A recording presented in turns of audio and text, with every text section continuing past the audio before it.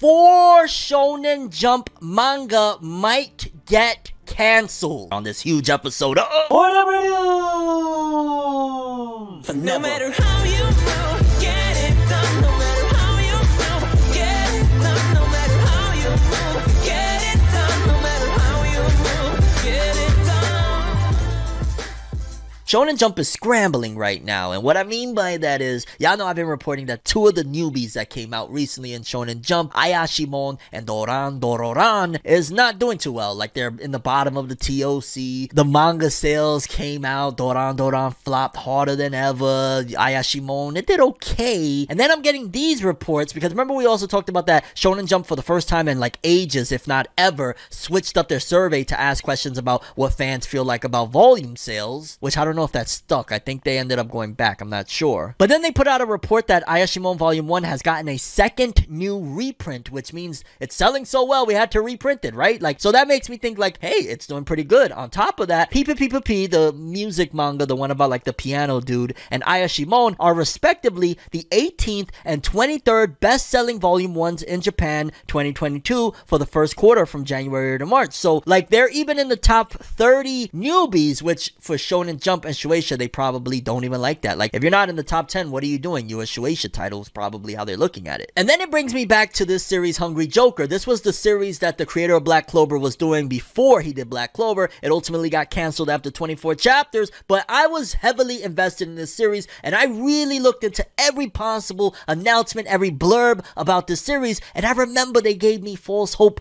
10 years ago now when they said that Hungry Joker Volume 1 is a raving smash. Critics are loving it, and they got a reprint and everything, and I was like, oh yeah, we're gonna survive, and then we got canceled. So I'm not gonna put too much stock into their press releases and the smoke and mirrors that they try to blow up us, but ultimately I am going to say that I wouldn't be surprised, because I'm even hearing from people like Shonen Saito, where he's saying that from the pacing wise, because I kind of fell behind on both of them, they both feel like they're going to end. And then there was also a third serialization, the author of Koisuru One Piece, Shugomaru I think it was called, and that one is doing poorly as well. We might get, within the next month or two, 4 canceling. I'm telling you right now, here, let's name this segment right now. 4 Shonen Jump manga might get canceled within the next couple of weeks to months, because if Shugomaru is an absolute flop, Dororan sales are very bad, and Ayashimon sales are like mediocre, but based on the pacing, it almost seems like they're rushing to end that one as well. They might say, screw it, they're out of here. Get them out of here. And that kind of blows my freaking mind. Like, dog, yo, y'all gotta, what? Shonen Saito said Ayakashi Triangle has been moved to Jump Plus, which I forgot about that. Now that they moved Ayakashi Triangle, another big title, that's 4 manga. Both Ayashimon and Doran are giving clear signals that they're moving too fast in order to wrap stuff up. Shugomaru is Shugomaru. It's a flop off the rip. And could we be getting a new batch of 4 new manga soon? Probably. So I take that back. 3 cancellations.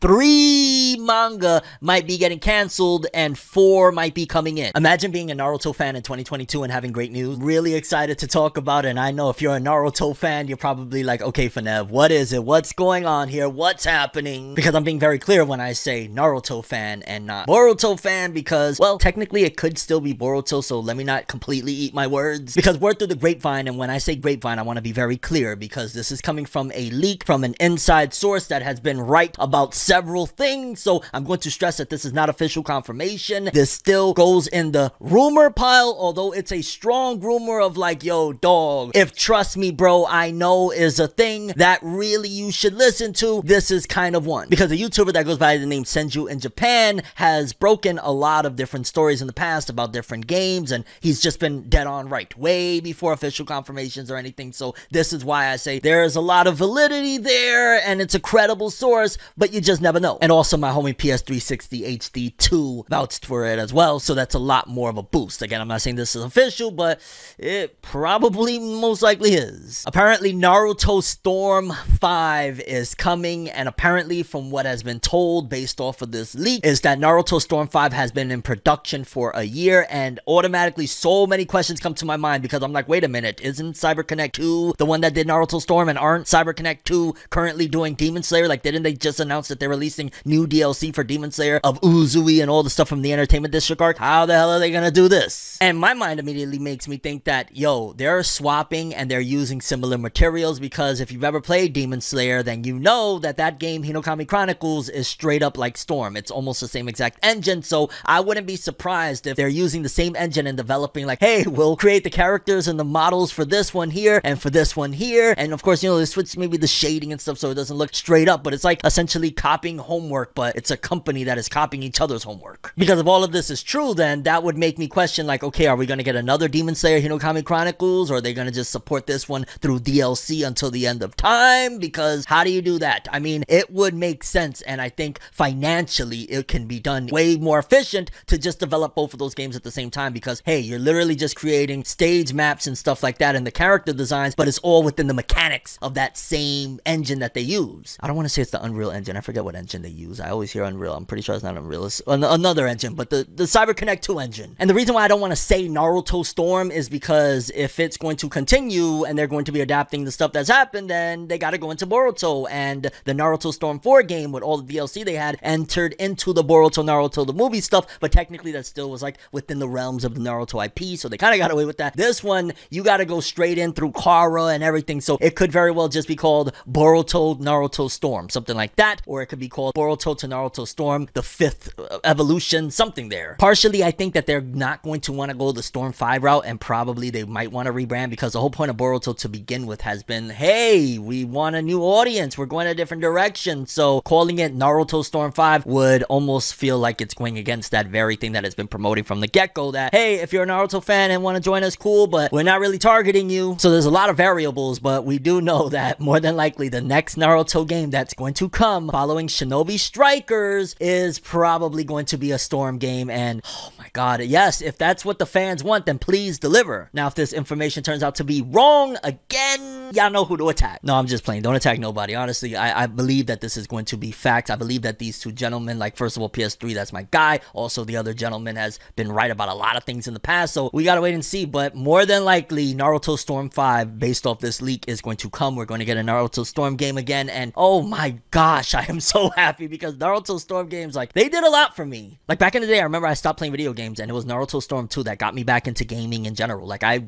wanted nothing to do with gaming, and I played Naruto Storm 2, and I'm a gamer again, partially. Yay! But how do you guys feel about that one? Do you think that another Naruto Storm is going to be successful? Is it needed? Do you want it? Are you gonna pick it up? Should it be called Naruto Storm 5 or Boruto Storm or Boruto to Naruto Next Generation Storm? That's a lot. How about just Boruto Storm? Fine. Because keeping it real, playing all the stuff that we watched in the anime in 2021 in that engine, it just sounds like so much fun. And the boss battles, almost as much fun as getting a new trailer like we just got for the Demon Slayer anime, and it kind of blew my mind, because I was like, wait a minute, what? Like, Demon Slayer's anime just wrapped up, like, what was it, last month or something, a few weeks ago? Like, it hasn't been that long, but they already got a little bit of a teaser for the upcoming Demon Slayer Swordsmith Village arc, and I wouldn't be surprised. The reason they're doing that is probably they broke up production. They probably, when they decided to make that season of Demon Slayer season 2, for starters, you could see that they were thinking in more of a business standpoint, because they gave us 7 recap episodes of a film, right? I believe it was the first 7 that was the Mugen Train movie, so that was automatically a money play, and then the remaining episodes was like, some of them were longer, and I give them credit for, at the very least, not completely cheating us out of an experience. There was some long, you know, back-to-back, like 40-minute episodes and stuff, but it still felt like, ooh, man, I would have loved 24 brand new episodes. Screw the Mugen Train stuff. And what probably happened was they were like, yo, we could kind of break up production, like make this excuse to still kind of extend it, and at the same time, we could already be on our way to the next season with the Swordsmith Village arc. Because over the weekend, we got a new trailer for the upcoming Demon Slayer Swordsmith Village arc, and it says here, Demon Slayer anime Swordsmith Village arc previewed in video. The Kimetsu no Utage Yukaku Hen event for the Demon Slayer anime revealed a new promotional video on Saturday for the anime's upcoming Swordsmith Village arc, Kachanakaji no Sato Hen television anime. The official Demon Slayer USA Twitter said, get ready to embark on a new mission within the Swordsmith Village in this brand new trailer from Demon Slayer Kimetsu no Yaiba's Swordsmith Village arc. Director Haruo Sotozaki, character designer and chief animation director Akira Matsushima, the animation studio Ufotable, and the main cast are all returning for the new arc. And Ufotable better return for every arc. I mean, would you watch Demon Slayer Slayer, if it was to like get moved different studios, like for example, if Toei was to pick up Demon Slayer or Studio Pierrot, would you continue watching it? I bet a lot of people will probably answer no to that, and they probably in the long run still would, and will probably all complain about how good it used to be. And based off the trailer, it looks like they have a few pieces of animation. Like majority of it of this trailer supposedly was basically like reused footage, but I believe towards the end there was a little bit, and I'm just ready for more. I'm not gonna lie, you gotta think about it for a second. We're in a different era, a different time in terms of anime and manga fandom, because yo, the biggest series right now in the world that constantly goes crazy with sales, yeah, One Piece is big and all that. I'm talking about Demon Slayer right now, okay? Y'all know what I'm saying. Like, it would still be #1 if it was continuing on. Its manga ended now 2 years ago, and its anime is still about maybe halfway over, which is a stark contrast to everything the past has told us about shonen manga and their adaptations, and pretty much that the manga needs to be ongoing, and how back in the day, majority of the anime didn't even have the finished ending from the manga because they wouldn't go for season 2 or 3 or anything like that. So we're in very different times, and it looks like hopefully we're not going to have too much of a drought between that and the next season of Demon Slayer. I wouldn't be mad if they did 12 every year, to be honest with you, as long as they're upfront about it, as long as they don't be like, yo, we're gonna do, you know, whatever, and then 7 recap episodes and 11 episodes, with a few of them being extended big episodes. And but don't get me wrong, shout outs to all those animators and everybody putting in their hard work at Ufotable. And yeah, the Swordsmith Village arc might not be far off if we're getting another trailer, even though it was a small teaser. But if we're getting another trailer here in April 2022, we could probably see it at the top, or maybe spring of next year, which sounds like a long ways off, but for a production like Demon Slayer, I don't even think a year away. That might be too much. It might be maybe top of 2023, which again, not far off, 9 months away. And just like Chainsaw Man fans are about to be eating, because yeah, we got more confirmation, which it was months ago, and a lot of people attacked me, and I remember what happened. I remember how people was doing me. There was a little bit of a false rumor that went around that Chainsaw Man was confirmed for fall 2022. I went and I was like, yo, no, hey, it looks like this is legit or whatever. Maybe I should have done a little more due diligence, keeping it a buck, but nevertheless, I put out the video, and then people was like, ha ha ha, that's why you got tricked, you.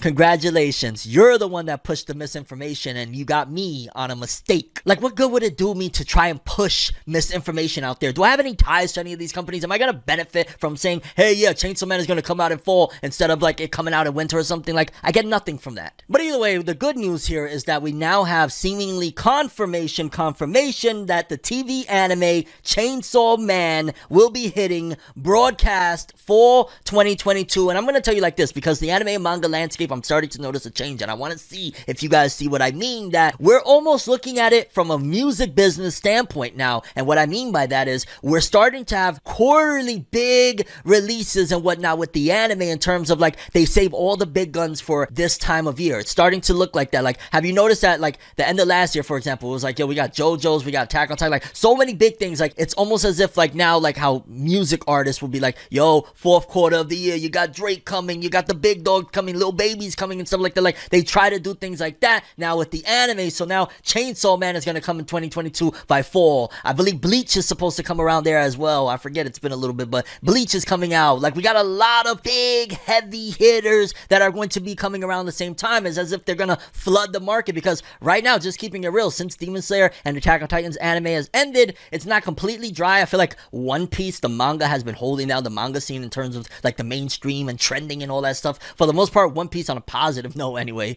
has been holding it down. Anime side of things, it's been a little bit dry. Some of the seasonal stuff has been like Spy Family. People are talking about it, but is Spy Family really going to be the thing that drives everyone like an Attack on Titan or an action series in general? It doesn't have the action that is going to get those mainstream people in. I think the family aspects could give and provide a different experience altogether, but it's not going to give that same bang for your buck like Jujutsu Chainsaw thingy-majig. And speaking of Bleach, I got a little piece of trivia for you guys. Shout outs to the person that provided it, Bleach Scans, over on Twitter. Apparently the creator of Bleach revealed something, and I'm not sure exactly when he released this. This could have been a bit ago, but according to this, I found it to be very interesting. I'm not gonna lie. Bleach creator Tite Kubo revealed that Cygnus Hyoga from the classic manga Saint Seiya is one of his favorite protagonists from a weekly Shonen Jump series, pretty much of all time, I'm guessing. And Kubo has talked openly his love for Saint Seiya, also called Knights of the Zodiac, and its inspiration on him for years. So Saint Seiya was a big inspiration, which I'm not gonna lie, it doesn't feel that way if you watch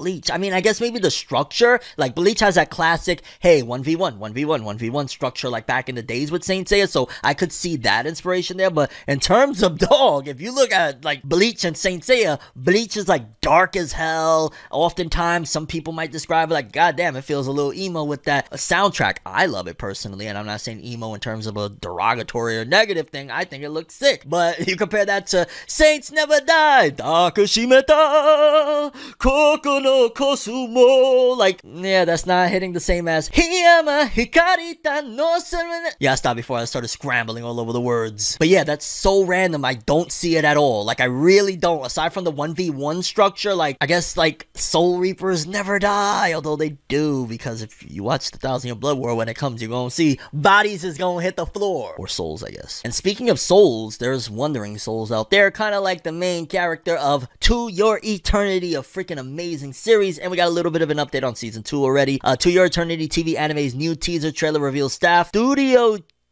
change for season 2. Whoa! I've been holding on to this article for a little bit, kind of trying to squeeze it where it fits in an episode of FORNEVER News, and I just looked at this and I'm like, studio change! Before we completely go batshit crazy and say it's doom and gloom, let's read more, see, well, which studio? The story of the immortal boy Fushi continues later this year, and to get another taste of what's to come in the second season of the To Your Eternity TV anime, which will continue to adapt Yoshitoki Oima's A Silent Voice fantasy manga of the same name, the series released a new teaser trailer alongside revealing that the director of the anime has changed, alongside a move to another anime studio. Kyoko Sayama, who is best known for directing Skip Beat and Brave 10, will be taking over as the director to Your Eternity from season 1 director Masahiko Murata. The rest of the staff are returning from the first season. The second season will now be produced at Studio Drive, which takes over production capacity from Brain's Base. And I ain't even gonna lie, I think that this is going to be a massive disaster. I've never even heard of Drive like that, and maybe I'm off and maybe they've done some big stuff, but anytime a series switches studios, it's disaster. I'm not, man. To Your Eternity has some really beautiful stuff. Some of those transformations look gorgeous, and I'm sure they blew through budgets that whoever put up to make this anime, I guess Brainbase put up, and even Maria, I don't want to be the doom and gloom police, but as a matter of fact, it might make it that I might enjoy it more if I go into it saying that it's probably going to be a disaster. Prove me wrong, even a smidge, and maybe we can talk. I mean, come on, Seven Deadly Sins was like the worst freaking thing ever when they switched studios, and you know, some people still to this day complained about the Attack on Titan anime switch, even though I would argue that's one of the best cases of a studio taking over and the anime not diving in quality. And something that I want to do from time to time, some very small stories that I just wanted to slip through this episode. Yo, Blade of the Immortal has a sequel? Like, I was just scrolling through and I saw from Manga Moguro Re, Blade of the Immortal sequel, Mugen no Junin Bakumatsu no Sho Volume 6 by Renji Takigawa and Ryu Suenobu. And I'm like, Volume 6? When did Volume 1 when did the announcement come out? Like, a Blade of the Immortals? Yo, Blade of the Immortal is fire. I got like, I don't know how many volumes somewhere around there, dog. Manji, I'm not a big fan of any of really the anime adaptations. Like the newest anime adaptation, I think it was like 2019. It felt very stiff. The animation felt extremely stiff. The art was gorgeous, but the animation was stiffer than my grandma's elbows. And then the other freaking thing with the previous anime before that, I forget, but people just slander the crap out of it. And honestly, I never even really gave it a try. I've just heard it's a terrible anime. But the manga is up there. The manga's up there with the best of them. I'm not even gonna lie. And I'm still like, Blade of the Immortal sequel, Mugen no Junin Bakumatsu no Sho. What? Likewise with this interesting news that detective mystery series Kindaichi Shonen no Jikenbo, aka the Kindaichi Case Files by Amagi Semaru Satofumiya, has 100 million copies in circulation worldwide from 12 countries in total for the whole series, including various spin-offs and sequels. That is big. Anytime you hit the 100 mil, that is big.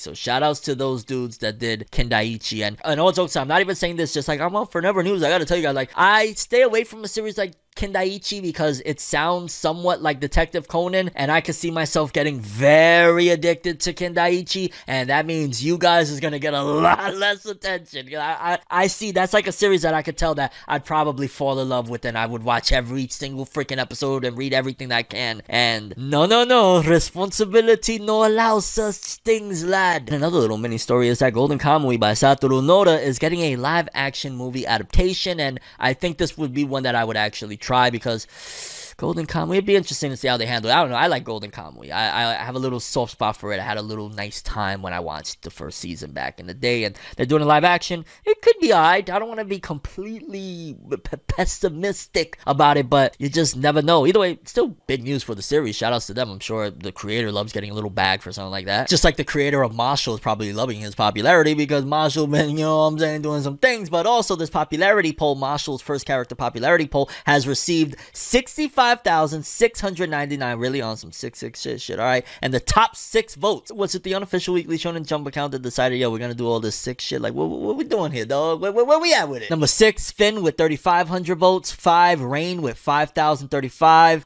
4, Dot with 5.1, so he beat out by like, what, $1.50, Rain. Lance at number 3, 68. Caldo at number 2, 78, 92. And then Mosh at the top. Clearly, it gotta be Mosh at the top. That's crazy. There's no, is it Lemon? I forget what's her name. The main girl of the series, which they really haven't developed much for her from where I'm at. I'm at like after the Orochimaru invades the Leaf arc. What a cool little list. Again, Mashle's Rising. Once that anime pops up, I can't wait to see all the Mashle videos. Like, y'all know it's coming, right? Y'all know all the Mashle discussions, deep dives, analysis, all of it is coming once that anime pops. However, in order to get an anime that popped, first you gotta get a manga going. And we got the top 50 best-selling manga right here, starting at number 50 of Spy Family Volume 1, coming in at number 50, 14,000. So yeah, Spy Family fans are being created via that anime. That's really interesting to see. We got Blue Lock at 48 with another 14. Dope, dope, dope. One Piece, interesting, Volume 46, that's been out, okay, a little over a month now.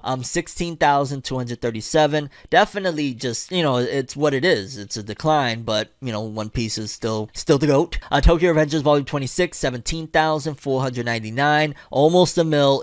Will it hit a mil? Ooh, it could or could not before it leaves. It's starting to drop out. They need to do something quick, get that to a million. Then we got the Slime series with 18,976, 437. Then that Spy Family Volume 1 through 3 box set that did 19,000, which again, that is so smart to do a box set like that too, because this is a family anime. So if you're putting the first 3 volumes in this box set, it's just, it's a win. It's a really dope little gift for a family or anything like that. Like, I can see Spy Family being big around Christmas time. People loving like different Spy Family gifts because it's family. Soso no Frieren Volume 7 at number 40, 19,000. Whole bunch more Spy Families, Volume 6, 7, 5 at 35, 34, 33, all doing about 21, 22,000. Then places 30 through 21, again, more Spy Family. Kaiju number 8, Volume 6, hanging in there, 24,000. Close to 600,000, 3,000 away. Dope, dope, dope. Witch Watch Volume 5, okay, 7 days. So here, let's take a look, right? This is Volume 5, so this is, let's just say they're around like, what, 30-something chapters? Maybe, they probably already hit that year's worth mark of chapters, hypothetically speaking. About 50-some chapters, let's just say, because there's unreleased chapters that haven't been put in volume form yet. 30,000 for a series that's actually pretty good. I could see maybe Witch Watch could last because it's doing okay. Then we got Shimatsu no Valkyrie, that Record of Ragnarok, that anime ain't stop shit. Even though people were hating on the anime, almost 30,000, 271,000 total. Then we got places 20 through 11. Again, more Spy Family. Sheesh. Yo Mushi Pedal, my god. I still always be like, volume 77, how? How? The Elusive Samurai Volume 5, again, a newbie. See, here's the difference, right? Witch Watch and Elusive Samurai, both on Volume 5. Witch Watch at Volume 5, 29,000 sales. The Elusive Samurai Volume 5, 50,000 sales. So expect the Elusive Samurai to stick around. That's going to be one. I don't know if it's going to be big. It's from the Creative Assassination Classroom, but it's doing big. And then we got the top 10 right here. Oh, what the crazy, isn't that Ultimate Muscle, Hulk Hogan's favorite manga? Moriarty the Patriot, that's dope. Volume 17, I believe the anime dropped a season or two ago, 63,000. I think the anime helped it. Then we got Jujutsu Kaisen, so we got Volume 19's limited edition, so just the bonus edition of the latest Jujutsu Kaisen did 63,000, because now we got the full sales, the full 7 days, 133,000 total. Black Clover,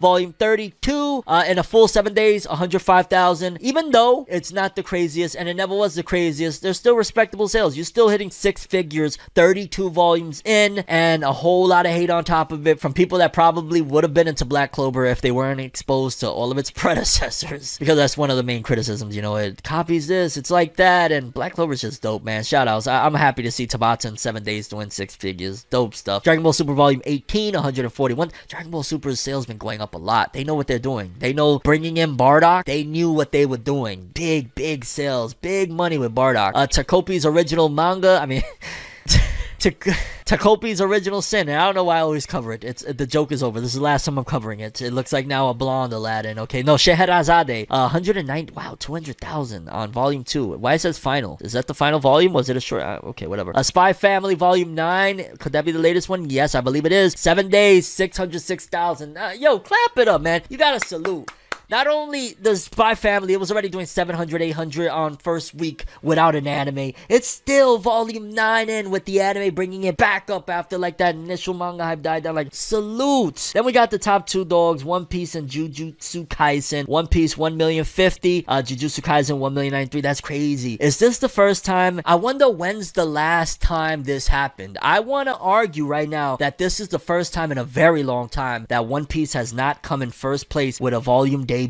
And that's that they even removed the limited edition sales, because if you add in the limited edition sales, that would easily equal like 1.17 mil or something. So that's excluding the limited edition, and by 33,000 they allowed that to happen. I'm gonna just keep it real. They allowed that to happen because I think Shonen Jump has already accepted, and I think Oda already has a plan, an exit strategy, so to speak, for One Piece to end, and that's for a different video altogether. But I do think there's an exit strategy for One Piece, and stuff like this is a prime example that they allow that to happen. They could easily ship more books of One Piece, which would equate to more sales because it will be available more places. They allowed this to happen, and this speaks volumes. And holy cow, no pun intended, by the way, holy cow, Jujutsu Kaisen beat One Piece, and this might be the first time in a while, unless I'm misremembering it. It might have happened last month, I don't know, but it almost has never happened in the history of me recording this. A One Piece volume debuting number 2, and that's oh my god, I know why they did this. Holy shit. Say whatever, it's conspiracies, I don't give a shit. I know I'm right. One Piece, they never do this, but last week for some reason they did those early sales, and I think One Piece came in number 1 with the early sales, so it tricks the people that really ain't looking too into this, that One Piece with its latest volume came in number 1, when in actuality, when the full sales came in, Jujutsu Kaisen, that's why they did that. I was like, yo, why would they do that? Why would they put in, you know what I'm saying, like these early sales? It happens once in a blue, but not often. And then when I saw that, and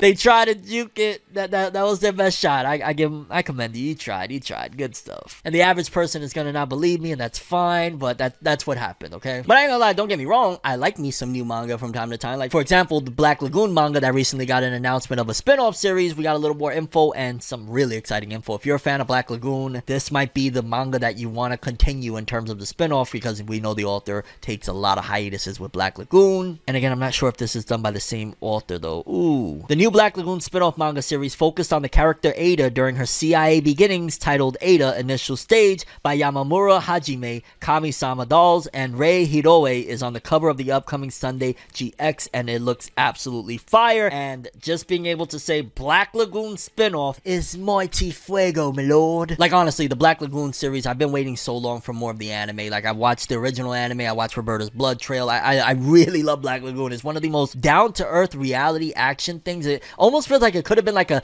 90s action flick or a 90s action TV series or something. Like, I don't understand why they've never tried to do a live-action version of Black Lagoon. Like, hands down, if you fuck up a TV live-action Black Lagoon, just get out of the business already. There's no way you can mess up a TV version of Black Lagoon. I can only imagine how the author would feel. And maybe that's why the author doesn't give them the rights, or maybe that's why we don't got a live action. Maybe the author feels like, yo, dog, what? You ain't messing up nothing over here, fam. Like, yeah. But speaking of authors, let's talk about the weekly Shonen Magazine author comments. Because for starters, we got Ken Wakui, author of Tokyo Revengers. And he said, I went to see the Tokyo Revengers stage play. I was moved by how hot-blooded it was. And oh my god, that must have been so freaking cool. Like, Tokyo Revengers is already a dope manga, a dope anime, live action. That's another one that you could pull off fairly easy if you get it right. Then we got Kei Urana, author of Gachiakuta, which, in case you didn't know, I made a video first impression, which you see right here. Link will be in the description below. Go watch it. But Kei Urana said, my workplace is brown. Okay.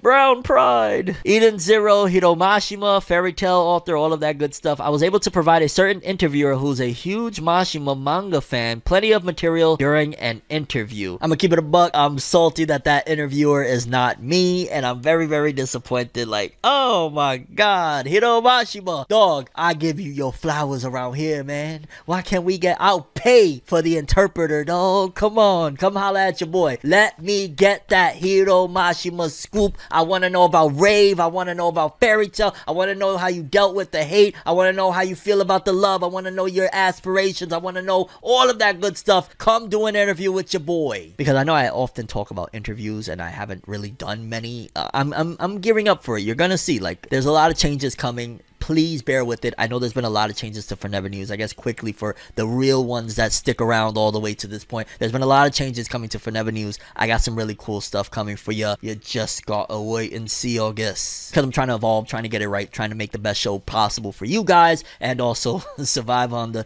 YouTube algorithms. Then we got Negi Haruba, author of Ranger Reject. I'm proud to report I have resumed going out for late night ramen. That's fire. I would love to go out for some late night ramen. Nakaba Suzuki, author of Four Nights of the Apocalypse, Seven Deadly Sins. I read this one already, and I want every person that reads the weekly Shonen Magazine author comments and knows what I'm about to say right now, or just, as a matter of fact, I don't want to put any thought. Just tell me what you think about what he says right here, and if there was any influence for him to say this. I like drinking, but not being drunk. It's this attitude that makes it hard to enjoy booze, and he's saying that basically for people that are accusing him of enjoying being drunk, and basically it sounds like he's snapping at people that criticize his alcohol consumption or the fact that he enjoys getting drunk. And hey, now on a serious note though, like, he does reference it constantly, and even if it's a cultural difference, like, yeah, they drink, so what? Addiction doesn't, like, there's cultural boundaries of, like, addiction. Like, addiction's like, oh no, there's culture over there, I can't go over there. Like, do anybody stop to think sometimes? Like, sometimes they really be like, yo, trying to reach, like, no, it's just culture. Like, no, addiction doesn't stop because there's a different culture over there. If he's a drunk, if he's an addict, Japanese culture isn't going to stop addiction from coming through to this man's body, or stop George Morikawa from pumping iron in the gym, because the author of Hajime no Ippo had to say, it was my intention to draw a cute critter like a squirrel, whatever that means. And yeah, a lot of people wanted Black Clover to go away. And, well, there you go. It's going away. Okay, people, so you're going to want to be subscribed and hit that notification bell so that way you're in tune with what I'm about to say, because, yes, the title does not deceive you. It is 100% legit. Black Clover is going on hiatus. We're going to get into it, but also I want you to know that it's a little bit deeper than what the press release is telling you, because there's more information out there in terms of, I don't know what's about to happen. Because according to leaks, Black Clover by Yuki Tabata will be entering a short hiatus starting with Weekly Shonen Jump issue number 23. And off rip, I'm just kind of like, whoa, where did this come from? We haven't been hearing anything as of late in terms of, like, Yuki Tabata having, like, major health issues. We haven't got anything like that. We've heard lately that he's, for the most part, in all of his author comments from the Weekly Shonen Jump magazine, mainly he's always talking positive things about spending time with his daughter and his family. We haven't heard anything about him being, like, sick or anything like that. So off rip, I'm kind of like, wow, like, did Yuki Tabata get ill? It doesn't mention anything about him being sick. It doesn't mention anything in that regard either. It doesn't even mention, like, hey, because, you know, Black Clover right now is at a very pivotal part. It's 330 chapters deep. It just came to the end of a huge arc, and it could very well be at that point of, like, yo, it's entering the final arc, right? But it doesn't say anything like, hey, Yuki Tabata is going to be taking a month off or a couple months off for research for entering the final arc of Black Clover. Like, it doesn't go into anything like that. It just straight up comes out of nowhere saying, hey, it's going on an indefinite hiatus starting with issue number 23. And I'm like, okay, so is it something to do with Yuki Tabata's health, or is it something deeper? Because in case you don't know, as it stands right now, as of the recording of this video, the Black Clover manga has been getting an insane amount of hate, memes, all sorts of stuff following the end of the recent arc of Black Clover with the defeat of the latest villain in the manga,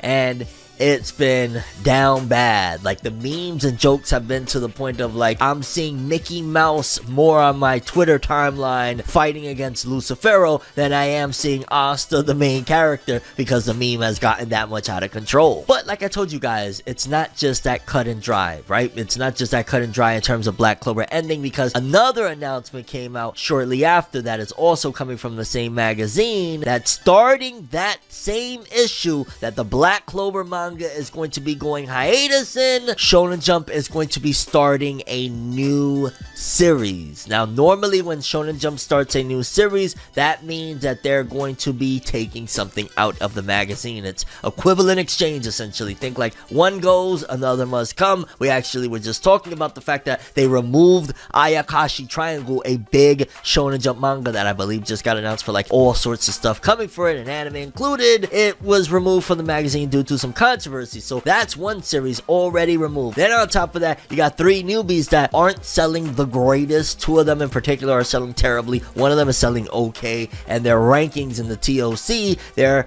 constantly in the back of the magazine, dead last. It doesn't necessarily mean that's the reader surveys, but it also could mean that, hey, the editorial staff is saying nobody really cares about this shit, let's just put it towards the end. But I say all that to say, why start a brand new series if Black Clover is just going on a hiatus and it's going to come back fairly quickly? And again, it could be that that's a replacement for Ayakashi Triangle, or it could be that this was an unexpected occurrence and they had something that like, yo, push it through immediately in terms of a replacement for Black Clover, because again, it's not a 1-week hiatus like they've been doing for a lot of these authors, which takes things even to another level of making me think like, yo dog, this could be even worse. Yes, this could be even worse, because if it goes down the World Trigger route, this could very well be the end of Black Clover as we know it, and it could very well go into like, hey, Yuki Tabata, due to X, Y, and Z, can no longer do weekly Shonen Jump. We're going to be moving Black Clover over to, let's just say, V Jump, and that would be a way for the manga, if they wanted it to, if Yuki Tabata wanted it to,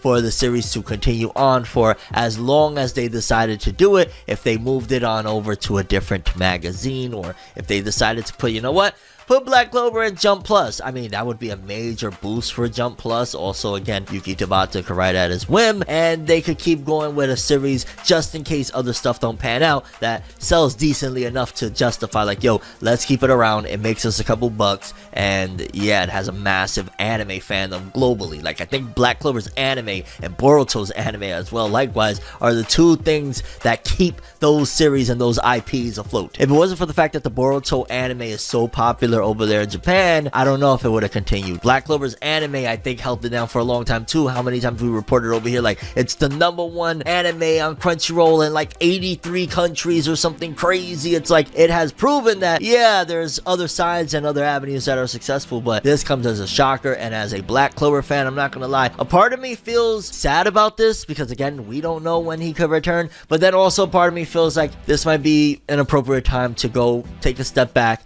and rethink things. Like, Black Clover right now, and for a little bit now, has kind of felt like quality wise it hasn't been the same as it once was. I remember I used to be foaming at the mouth like, oh my god, I need the next Black Clover chapter, like even a couple of years ago, and as of recent, I'm just kind of like, oh, there's new Black Clover. Let's see how I'm gonna feel this week. The manga just hasn't been the same. Flat out, it's just changed dramatically, and yeah, I don't even know, man. I'm wondering if that had any impact. Like, from what I'm seeing, for the most part, in terms of audience reaction, like for example on Twitter, is in Japan Twitter, they're not really necessarily completely hating it. I've seen hate comments on Japan Twitter as well, but also for the most part, not many people are talking about it. Like, there's not that much engagement over there in terms of the Black Clover manga. And then over here in the States, there's definitely still that hardcore fan base that, regardless of what, are going to support Black Clover and rock with Black Clover. But in terms of similar to what happened with Fairy Tail, it's sad, but that's starting to happen to Black Clover, of that bad name of, oh, the power of friendship, oh, the magic, oh, it's so stupid, like the writing is horrible. And Black Clover getting that label, that would be very hard for it to shake off, because look at the creator of Fairy Tail. To this day, there's still a lot of readers that look at Fairy Tail and look at Hiro Mashima in a certain light because of certain events, and it's been a rough ride with Black Clover, and this right here was beyond the speed bump. And I'm curious what you guys think about this. For starters, what do you think is the reason right now for this sudden, indefinite hiatus? Do you think it's something to do with the feedback from the fandom? Is it something deeper than that? Where do you think this is all going to go? Do you think Black Clover is going to have to switch magazines? Like, there's a bunch of different publications under Shueisha's belt. They could decide to go a whole different route, but wow, this is all just a lot to take in. And yeah, Black Clover, indefinite hiatus. Make sure you subscribe and hit the bell so I can let you guys know when it returns. Black Clover fans, I come bearing good news and bad news, and you're gonna want to subscribe and hit that bell to get all notifications so I could keep you up to date on all the craziness that is going on right now with Black Clover. And the bad news we're gonna get through first, and then we're gonna get to the good news, so that way we end off in positivity. Although, to be fair, I'm gonna be warning you that the good news does lie within a few major spoilers, but the bad news is straight up, hands down, that Black Clover, unfortunately, the hiatus has been defined, because yesterday, in case you missed it, it was announced and confirmed that Black Clover was going to be going on an extended hiatus. It wasn't just going to be the 1 week that it normally does here and there. It was like, hey, it's going on a short hiatus. Considering the fact that it wasn't defined, I said, hey, that's indefinite. You're not giving me an answer. Short could mean anything. Short to somebody is 100 years, while short to somebody is 5 minutes, right? So that's indefinite to me. So I was like, okay, it's short. They don't know when, but all right. And then today, boom, we got the massive announcement that, for starters, Black Clover, after its hiatus that will extend for 3 months, Black Clover's manga hiatus will enter a 3-month hiatus. It will return May, June, July. So basically, in July, Black Clover should be returned with its next chapter. And ultimately, the other very unfortunate announcement is that when Black Clover returns, it is to enter its final arc. So Black Clover is ending. It is going into its final arc, and it's having a 3-month hiatus prior to that. So that way, Yuki Tabata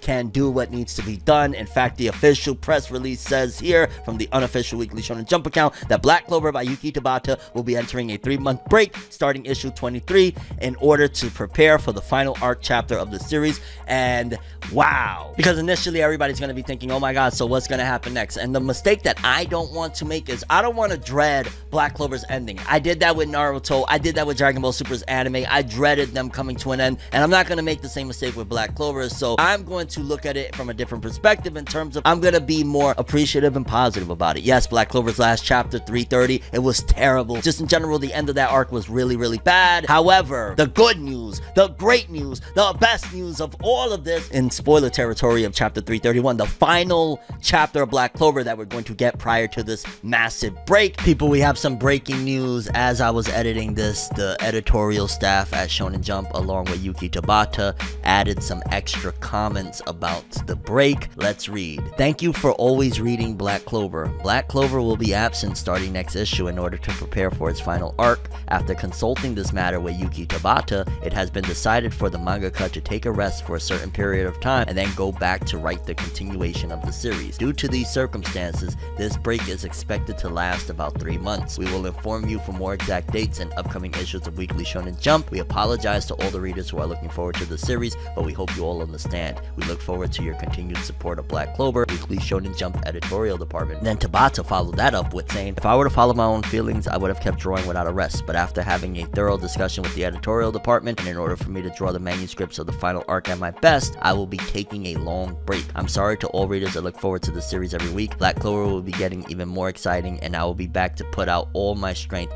and spirit to finish it properly. So I hope you can wait until then. Wow. Okay, so they wanted to put it out there that, hey, they're just giving him a nice good rest before the final arc, similar to what they did to Tite Kubo. Tite Kubo, prior to the ending of Bleach, I think they gave him 2 months, if I'm not mistaken. They gave Tabata 3 months. So I'm gonna give them praise and respect if that's truly the case, because that's admirable. Let your author rest before the finale that could last years. And I'm not even gonna lie, if you don't want to know about spoilers, I'm highly encouraging you to hightail it out of here, because I'm gonna be talking about the final chapter of Black Clover prior to the break, and it is massive, insane, and easily the reason why you should continue wanting to read Black Clover, because it is the greatest plot twist the series has ever had thus far. Let's read. Black Clover going on hiatus, final arc, the one who will reach the strongest wizard king. Title, and the time starts to move.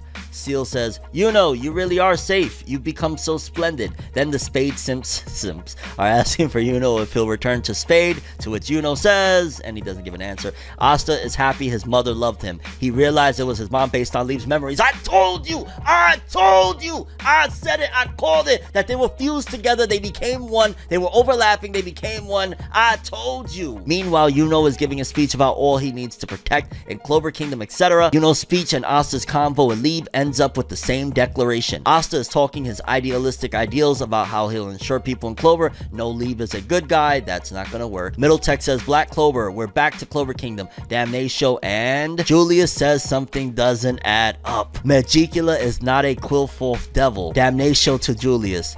Please tell me you are not the devil that has saved our country. Lucius Zogratis. The text technically says Sogratis, but that's probably a typo. And the last page, I'm filled with time. And just looking at this, for starters, I called a lot of this. I have between a tweet that I put out a little minute ago where I said, oh snap, the Japanese voice of Julius from Black Clover also voiced Griffith in the 1997 Berserk anime. And if you know anything about Griffith, he was a traitor that did some horrible things at the end of his series. Not to mention, I also had a whole big video saying, hey, I think Julius is the final Zogratis sibling, which a lot of people had that theory too, but I'm just saying I was in the right direction. And fam, looking at this chapter when he says, "It's me," and he looks like he's scared for a moment, Julius, like if he doesn't have, and he's like, "Is that what you wanted to hear?" And it looks like Tabata didn't drop bodies in the last arc for whatever reason, but I think Julius just killed Damnatio. And then on top of that, a Dramalek comes through the window, which he kind of reminded me in a way of like a more pretty boy design of like Ryuk from Death Note. Like the way he flies through the window, it just kind of looks like a scene out of Death Note for a moment. And the Dramalek saying, "I really turned out the way you said it with Lucius Zogratis." And then he says, "I'm filled with time, you know." And he looks straight up like an older version of the one brother that died. And it's crazy, him with the sun there. I'm wondering, like, okay, the real Julius never existed. It was always a facade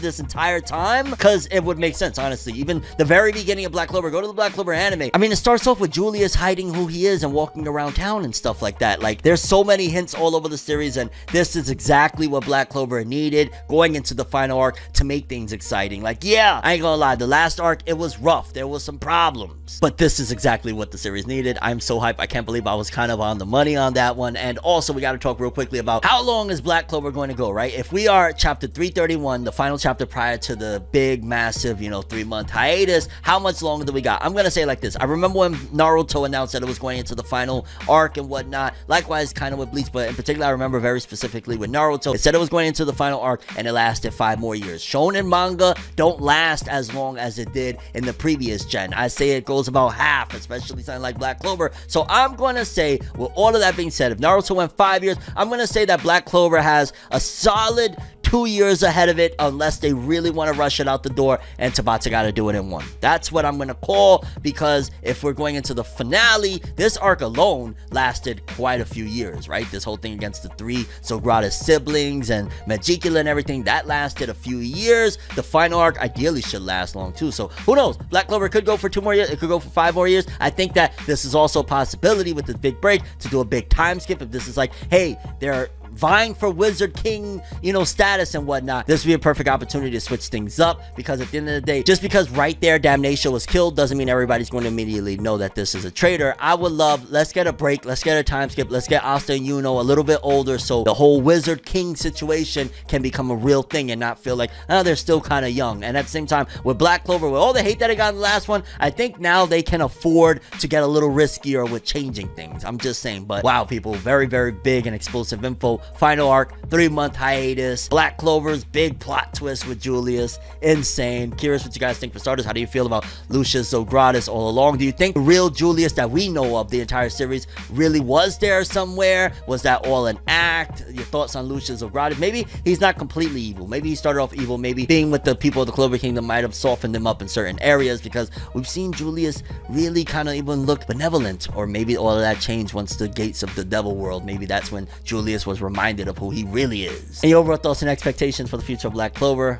Wow, what a day. What is going on with Weekly Shonen Jump right now? Seriously, people, let's talk about it. Seriously, let's talk about it. In case you ain't been keeping up, I got videos. Go check the channel. The latest video that I uploaded prior to this one, or second latest, depending on the order of uploads, because I got a bunch of stuff cooking right now. In case you missed it, Black Clover's manga just was announced to go on hiatus for a short time, or a short hiatus, meaning it's going to be longer than the usual week, but there's no other attached announcement to it, whether the author is sick or not. And there's just been so much information floating all over the place about what's going on in Shonen Jump right now, how competitive it is, how ridiculously strenuous it is right now trying to keep up in the market. And in general, this news right here is like, yo, by the way, people, before we jump into it all, subscribe and hit that bell, because you're gonna want to be notified if there's any updates after what I'm gonna tell you with what's going on in this story right now. Because in case you don't know, Dr. Stone's manga recently wrapped up. It was not even maybe a few months ago, I want to say. Maybe I'm off on that, but it hasn't been that long since Dr. Stone's manga wrapped up. And Dr. Stone is a duo, Boichi and Richiro Inagaki. Boichi does the art, Inagaki did the writing. They were a duo. However, following that, right after that, in fact, we get the announcement that, boom, Boichi got a manga coming, and it's like, wait a minute, what? Like, he just ended Dr. Stone right now, but he didn't want to stop. He wanted to keep going. This is how some people in Shonen Jump or in manga in general operate. They're like, okay, project's done. I'm ready to go on to the next one. And it was like, okay, it was supposed to be a manga, food essay manga of some sort. So I was kind of like, doesn't sound up my alley, but hey, maybe that's what Boichi wants to do. And he was doing it in Weekly Shonen magazine. However, this big announcement right now is that he is basically ending it, canning it, and the reasons is sad. Dr. Stone's Boichi ends food essay manga Zesan Sekai Michi in 3rd chapter. Dr. Stone artist Boichi announced on Twitter on Monday that his Seizan Sekai Meshi Taberebe Konoyo no Subete ga Wakaru, Amazing World Food, Understanding Everything About This World Through Eating, essay manga about food will end in its 3rd chapter. Boichi stated that he had to stop it because something sad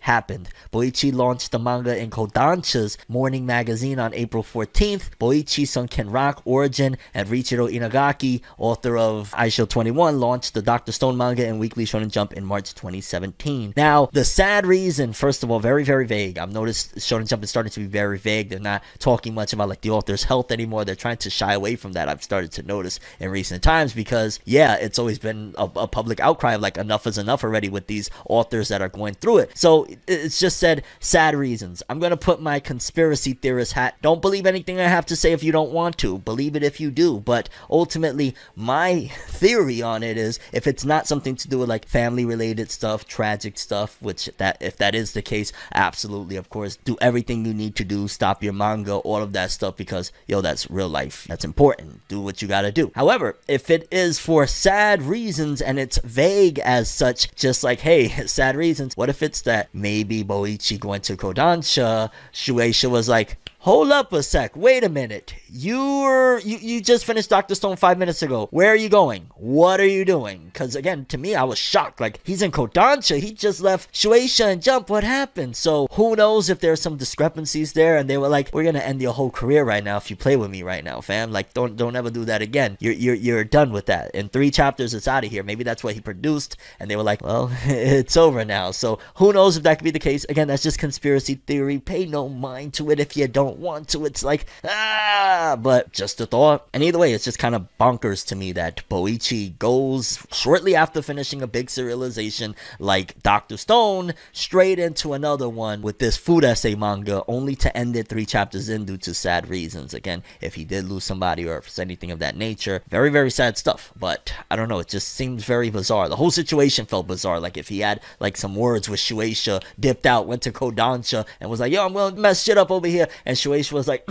that doesn't happen in the history of this magazine. We're not letting it happen now, fam. You don't do that. You ain't bringing clout to them. You crazy? You're gonna get clouted off over here? That contract probably said something wild, and Boichi could have been like, ooh, let me just end this right here, lads. And well, since we're talking about authors, doesn't it feel appropriate to bring in the Weekly Shonen Jump author comments? And let's start off with one of the goats of this generation, Gege Akutami. I've been belly breathing, so I was told to breathe with my chest. Yes, the way you breathe can definitely alter a lot with you, your mood, and all sorts of stuff. So, I mean, I don't know why we're starting off Shonen Jump's author comments with, like, belly breathing suggestions, but then let's jump straight into Ayakashi Triangle, because we know that's been a chaotic thing and now it's leaving Shonen Jump. Kentaro Yabuki said, Suzu's darkness can no longer be held back. See you in Jump Plus starting next week. Yeah, it got too spicy. The people over there at Viz and probably new investors that was coming through and all sorts of stuff was like, this can't be in our magazine. You know what I'm saying? We're trying to get Jump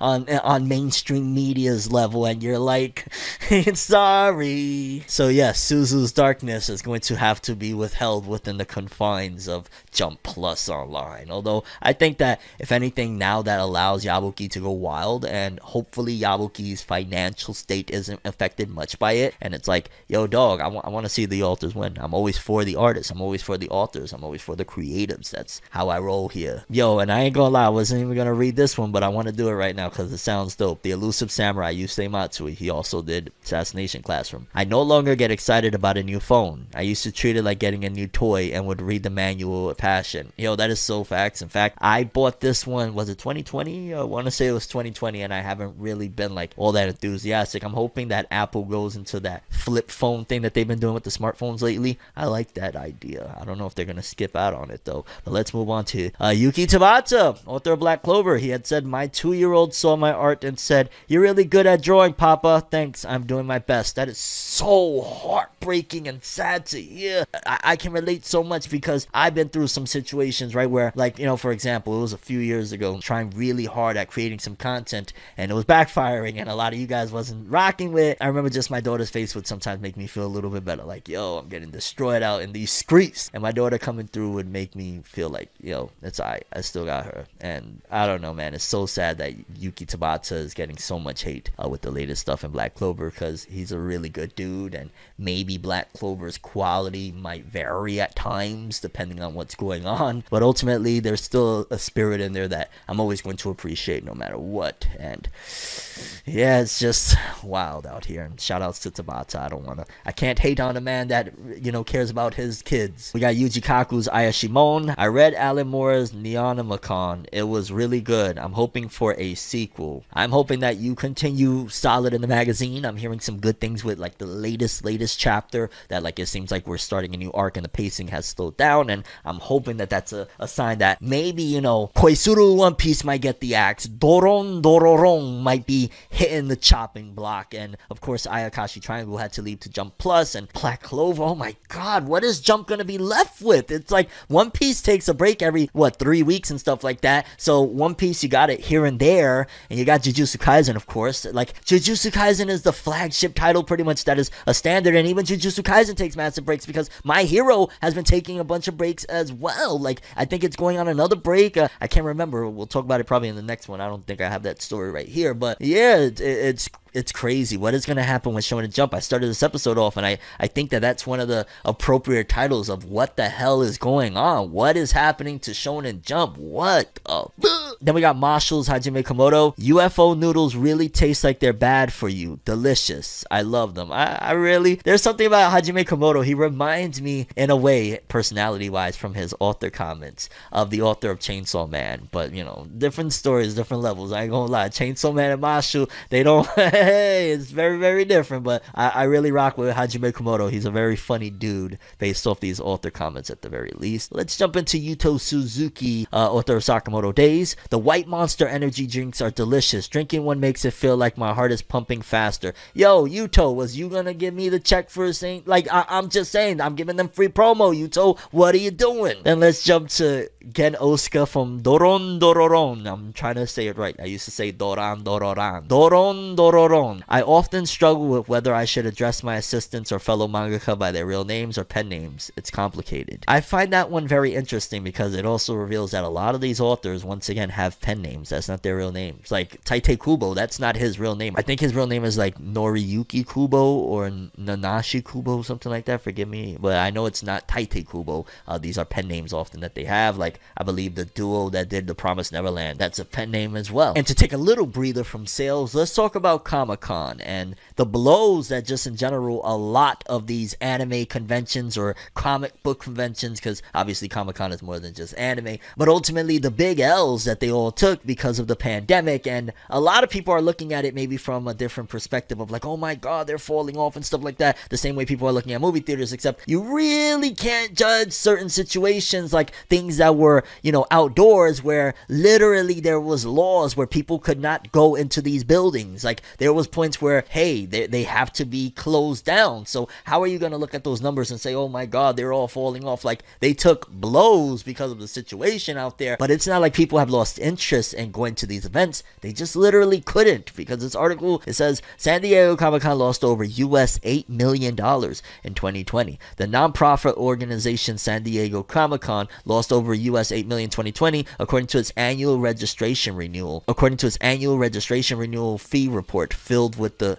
filed with the Attorney General of California. That year was the first year San Diego Comic-Con had to cancel its in-person event due to the new disease. The organization had a net worth of about US $25 million at the end of 2019 and a net worth of US $17 million at the end of 2020. Wow, it lost literally what's that, $8 million worth of value? That's nuts. The report listed revenues of US $3.9 million and expenses of $11.9 million. According to its fiscal year report for 2019, the organization had revenues of US $28.5 million and a profit of US $164,000 that year. That's not the greatest. Public information is not available for the organization's financial results for 2021. Interesting. That year, there was only a small Comic-Con special edition event in November as opposed to its larger shows. San Diego Comic-Con Chief Communications and Strategy Officer David Glanzer said to media news websites, "While we are relieved we did not have to resort to furloughing any employees, the impact of not having any in-person convention for 2 years has had a negative impact on our financial resources. As you know, our primary source of revenue is tickets and booth sales. The pandemic temporarily suspended those opportunities. I should point out that our organization has long had a fiscally conservative outlook. Fortunately, a vast majority of those who purchased tickets in 2019 for the 2020 show opted to have their tickets rolled over to 2021,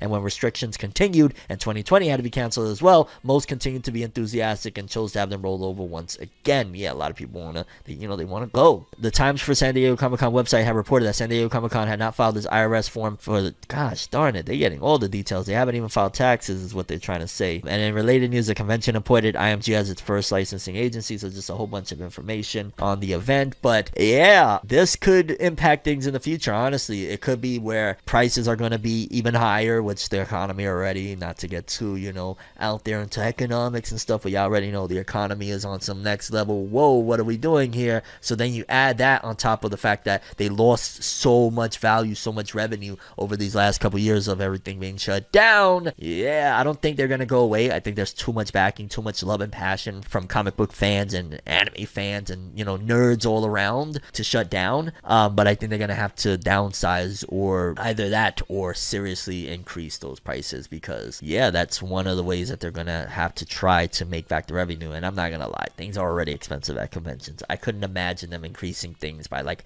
30% or something on top of whatever, the economy has made them increase as well. Like, oh God, it's going to be nasty out there in them convention booths. Them prices is going to be disgusting. If you thought some select things in anime and manga were expensive at conventions, then yeah, now, oh my gosh, I'm scared. And then in more sales news, this is something that has a lot of the fandom because sometimes the anime community can be a bit immature and the fandoms are going at it between the My Hero Academia fandom and the Bleach fandom over this latest shocking revelation of the sales of Bleach and My Hero Academia in the US in total, the entire run of each series thus far. And honestly, I don't know if you'd call it a hot take. I think it's just logical in terms of what went down, but let me tell you exactly what happened. Courtesy of Anime News Network, Bleach manga crosses 2.7 million copies in print in US. My Hero Academia manga crosses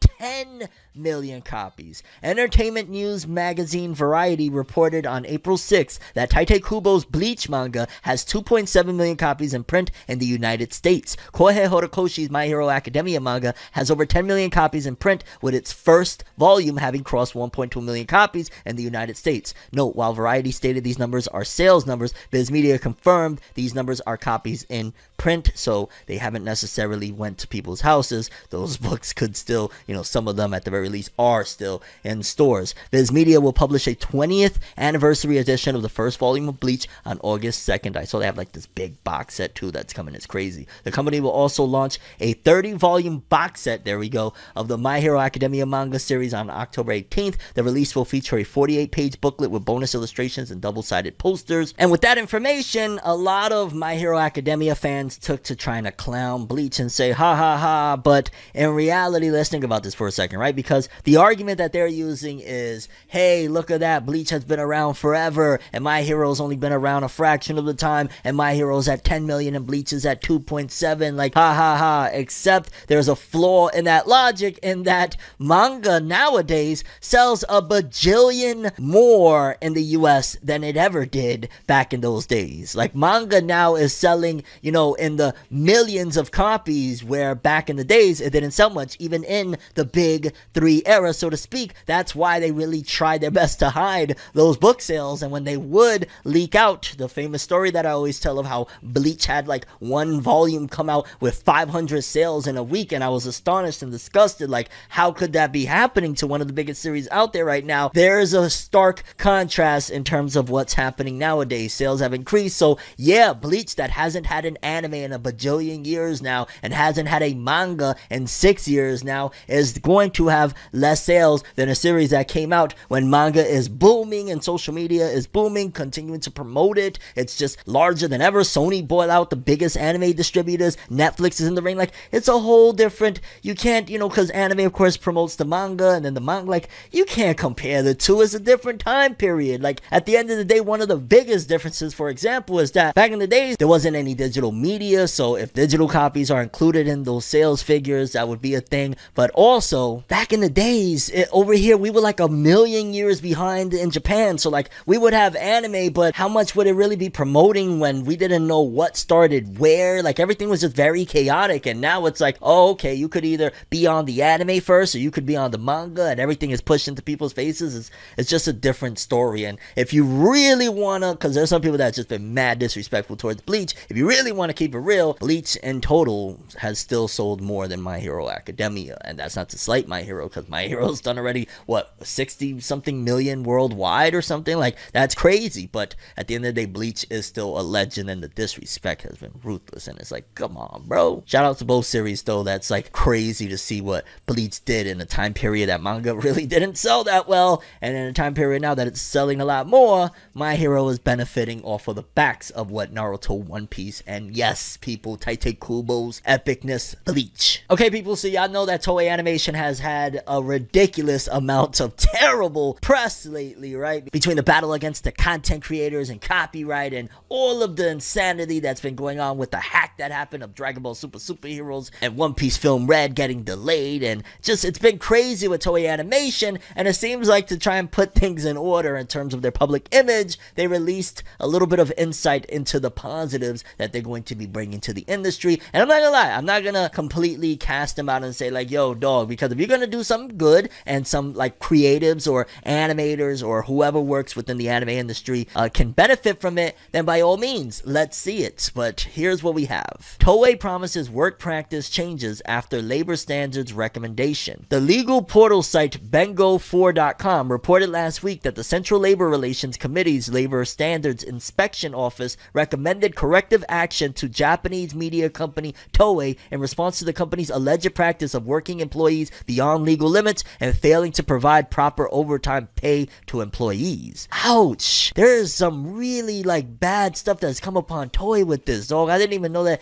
Then they had that on top of that. Wow! Toei stated in response that it has already decided to take steps on improving its policies based on the recommendation and acknowledge it as fair. A female Toei assistant producer, along with the Sogo Support Union Labor Union, announced the committee's recommendation in a press conference last Thursday. The woman sought the assistance of Sogo Support Union in reporting and filing a lawsuit against Toei for the company's work practices last November. She wrote an announcement giving specific examples of Toei's practices, including the fixed overtime system, which determined that she would receive the same salary regardless of the amount of overtime she worked, with no other compensation. The assistant producer also claimed that work hours in the company would regularly exceed 13 hours a day. The assistant producer also alleged in that announcement that she was sexually harassed, claiming that a freelance employee touched her inappropriately. In a separate incident, a freelance assistant director supposedly gave her unreasonable orders, such as staring at her while they were alone in a camera test and ordering her to sit with him. In both incidents, when she reported the behavior, she claimed she received no assistance from Toei staff. And I definitely think at the very least they should take a look at that situation and see what's going on there. But wow, it is a nightmare right now in terms of like their press people, their staff that have to take care of their public public image are probably running around like that SpongeBob meme when they're inside of his head running around with the fire. Like, that's what's happening over at Toei Animation right now, because it doesn't stop. And I don't want to be one of those people, because at the end of the day, I don't like people to be negatively affected. Like, when Toei Animation suffers, while yeah, it's like, yeah, you know, you did this to the creators, at the end of the day, there are real people that are innocent. Whoever's calling the shots at Toei, you know, they're innocent. There's people under there that they have nothing to do with calling those shots, and they get affected negatively if something happens with Toei. So it's a dicey situation. Ultimately, hopefully they do improve their situation, and hopefully that girl, if she was wronged, she is either compensated, or whatever she wants to be done, or whatever the system deems reasonable to be done, goes down. Because at the end of the day, if she's being done wrong, if they've done some horrible things to her, then absolutely that's not right. And it's kind of crazy what's happening even over there in Japan now, right? Like, a lot of people and a lot of weebs used to always idolize, even in recent times, or especially in recent times, Japan, because it's like, there is no cancel culture, there's none of that stuff over there in Japan. And I'm not saying that this is cancel culture, I'm just saying that people would say things that happen over here in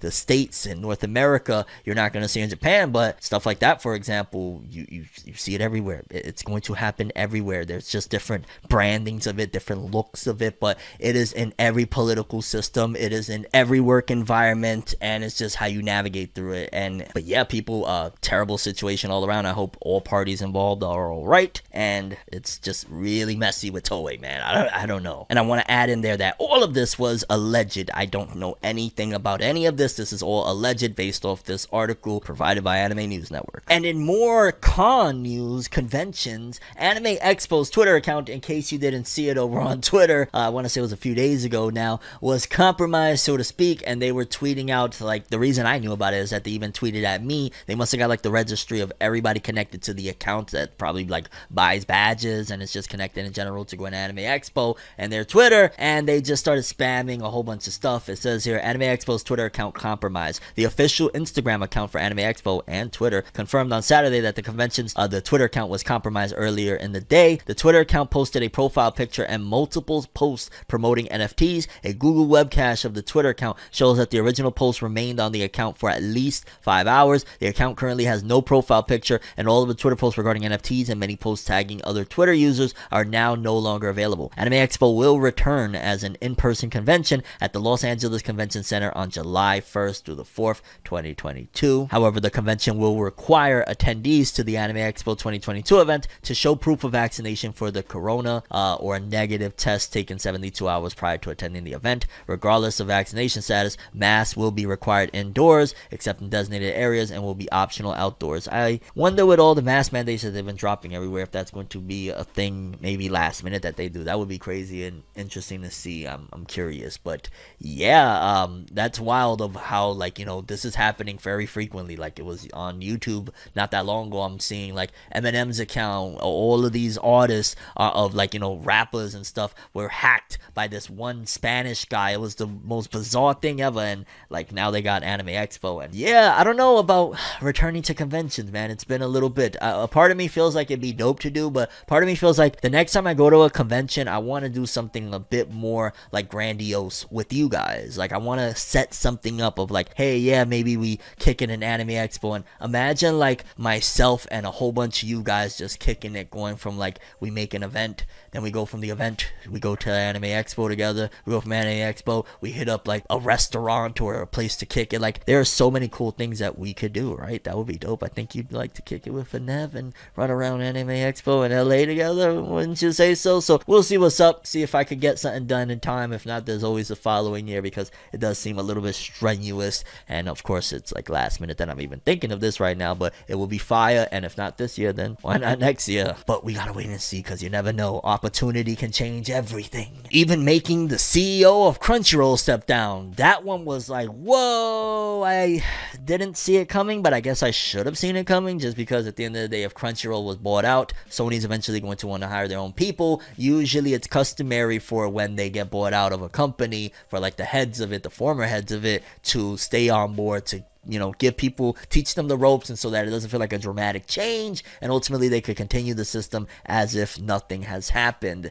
And yeah, with Crunchyroll being bought out, and Funimation of course and all that stuff, but Crunchyroll CEO Colin Decker resigns. Colin Decker, who just officially became CEO of Sony's Crunchyroll after merging Funimation's anime streaming catalogs into a single offering, is leaving the company. Decker is exiting the post after more than 3 years at Sony, originally joining the conglomerate with its 2019 purchase of Funimation. Sony bought Crunchyroll for $1.8 billion in cash from AT&T, and Decker was appointed head of the consolidated anime/manga entertainment group. Last month, Sony announced that the two erstwhile rivals would merge into a single unified Crunchyroll service. With Decker's departure, Raul Purini, Crunchyroll's coup, who was formerly the chief operating officer at Funimation prior to the brand integration, will now lead the company. The management changeover was announced Tuesday in a memo to staff sent by Keith Legoy, Sony Pictures Entertainment's chairman of distribution and networks. After more than 3 years at Sony, Colin Decker has decided to step down from his role as CEO of Crunchyroll, having worked passionately and diligently to bring our anime business to the successful point it is today. Colin led our Funimation business to an exponential level of growth and was instrumental in forging a great relationship with our partners at Aniplex. He championed and played a key role in our acquisition of Crunchyroll and has successfully led the integration of the two businesses, unifying them under the Crunchyroll brand. In a statement provided by Sony Pictures Entertainment, Decker said, "Working alongside you has been an honor and a privilege. Because of your dedication, resilience, and belief, we have realized what seemed impossible just a few years ago." Which means expect more change. When, new heads come in, it's not going to drastically change, hopefully, but expect change, and you're going to see it maybe in increments. You might see like a big announcement here or there, because once a new head comes in, new decisions are going to be made. They like to make their mark and leave their stamp on the company, so, whenever the next one comes in, it's like, hey, but that's when, so-and-so did what they did at Crunchyroll, and it's just scary times, man. The more anime continues to become mainstream, I understand to a certain degree some fans that are just worried of like, yo, the bigger it gets, the more worrisome it's going to get with, of course, like censorship and things like that, and just in general, the decisions that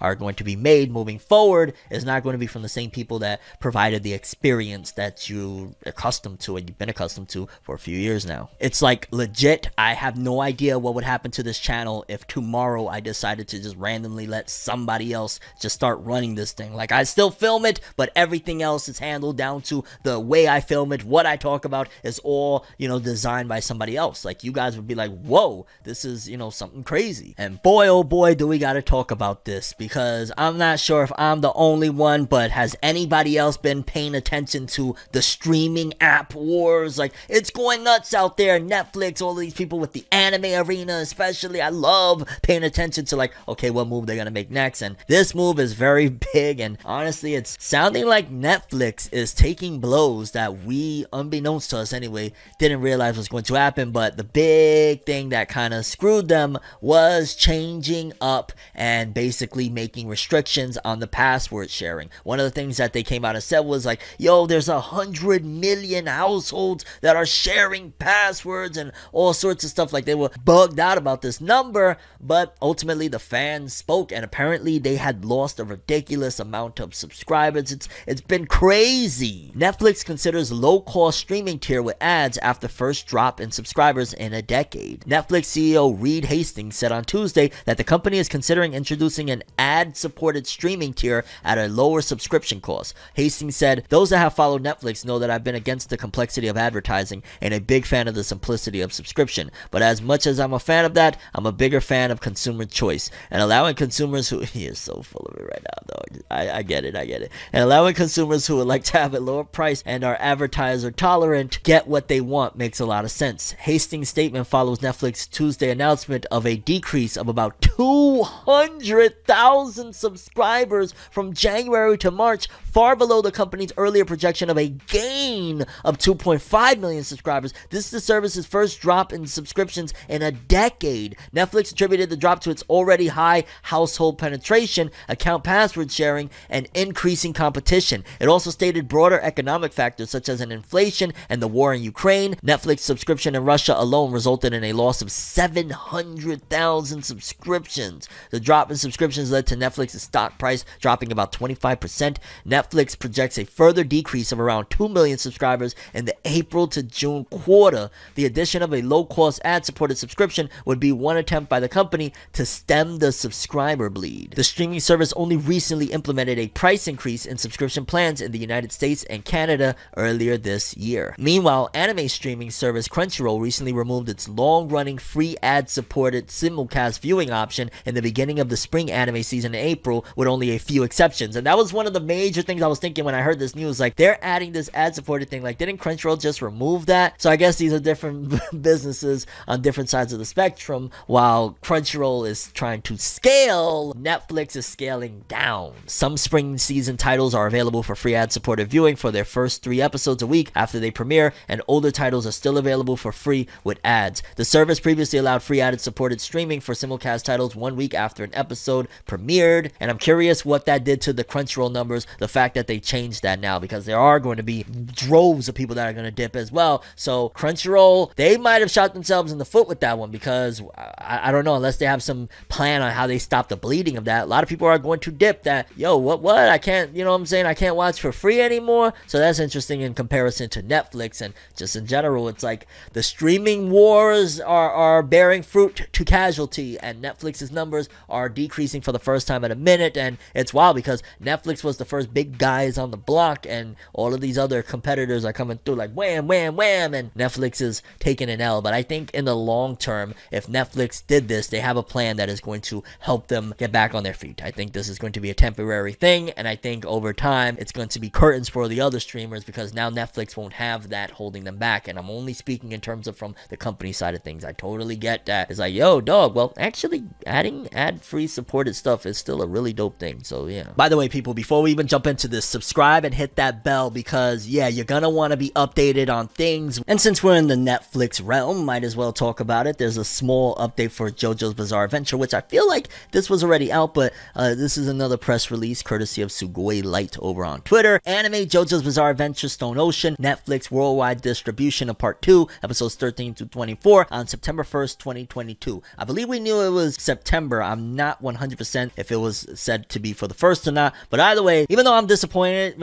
really disappointed, and like it's only gonna be like, you know, a batch of episodes, they're doing this 12 a year, and it's JoJo's What Happened, I'm still happy at the very least and excited to get it nonetheless. It's like, hey, it's out of my control. I'm not gonna say I'm never watching JoJo's again because I gotta wait. Like, they know we watching JoJo's, okay? Like, that's one thing. Shout out to them. They know what they're doing in terms of, I want me more JoJo's, and I ain't gonna lie, I don't know what's all this chitter chatter that people be slandering my girl Jolene, but this is looking like it could be my favorite part. I really rock with Homegirl. And then here's a little controversy that I've been seeing, and y'all know me, I ain't gonna lie, I don't stray away from stuff like this. I like to bring it to the forefront. There are some things in the anime community, there are some things in the anime and manga community that go unchecked, unaddressed, and we need to talk about it, because something that came out recently was an artist caused controversy over on Twitter, all right? I know, controversy on Twitter is like freaking, I don't even know, air and lungs, I guess, right? When you're freaking breathing. By redrawing Anya, and pretty much they took the character from Spy Family,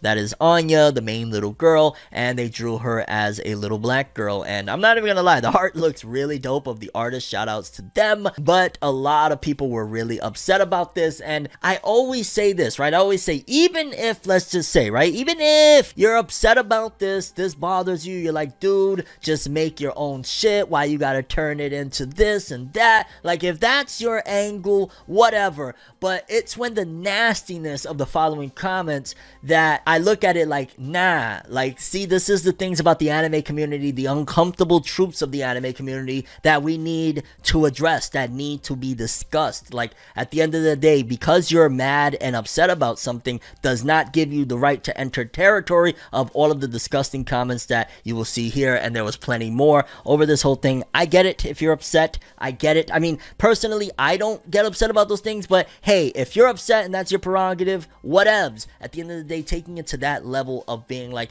you know, with these type of comments, it's gross, it's nasty out here. Like, be upset, you don't need to take that next level. I think it looks cool, I like the art. At the end of the day, it's not going to change my experience with Spy Family. I've always felt like that was such an adorable idea, and I've always thought like, wow, what a risk for Shonen Jump to really go the route of like a family series. And I think Jump Plus allows them those rights to try that without messing up with the formula of what they've done with Jump. But yeah, this was just really nasty out there, and it's just a level of the anime community that I hope maybe over time with the world changing, because it's a bigger issue than just in the anime community of racism and bigotry and hatred and all of that stuff. And when I see stuff like this, it makes me feel sad because, you know, it feels like something that is so logical, right? Like the lessons that we all get in anime and manga, peace and love and all of that shit. It feels like majority of anime and manga fans, especially when I see this type of chaos, take those ideals and toss them out the window after watching these anime and reading these manga, opposed to soaking up the game. And don't get me wrong, nobody's perfect. Don't get me wrong, everyone makes mistakes. But ultimately, I don't feel like it's never okay to intentionally try and be disgusting over anything. Like, yo, unless it's something that they directly are affecting and hurting you, I just feel like it goes extreme. And I'm always gonna feel that way no matter what. Like, be mad, be upset, even say, hey, I disagree. It's when you get to the levels of being disgusting about it that it's like, come on, fam, come on. And then they decided to promote another series using Jujutsu Kaisen or Gege Akutami as friends, more than likely, with this author, because according to this, Jujutsu Kaisen's official account has revealed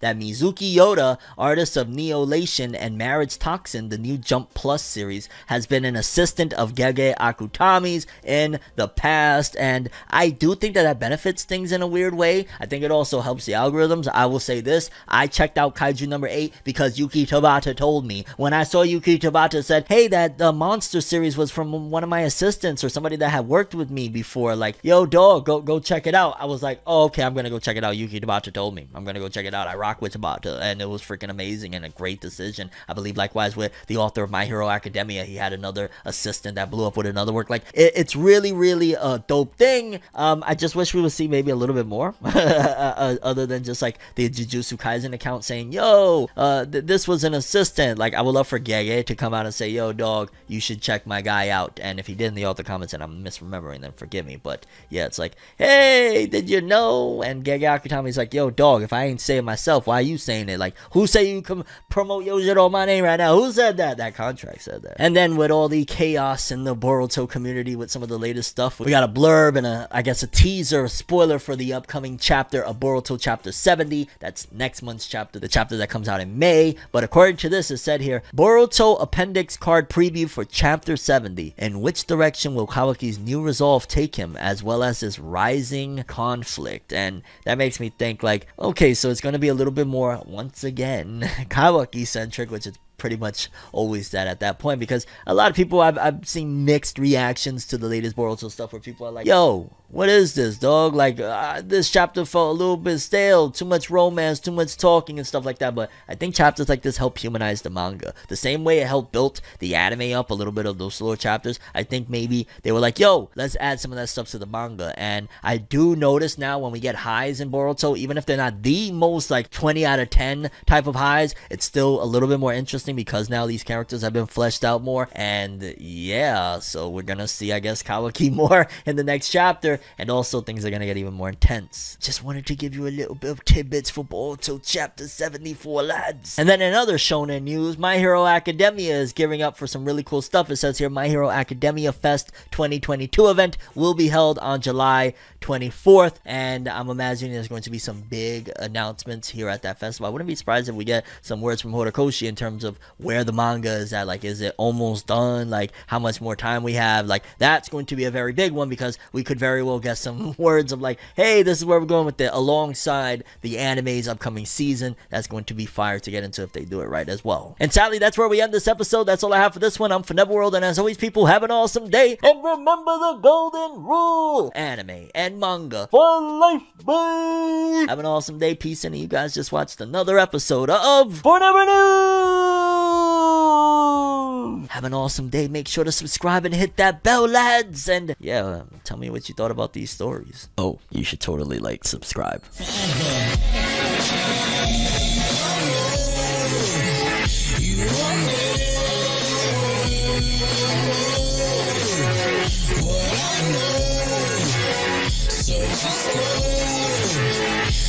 So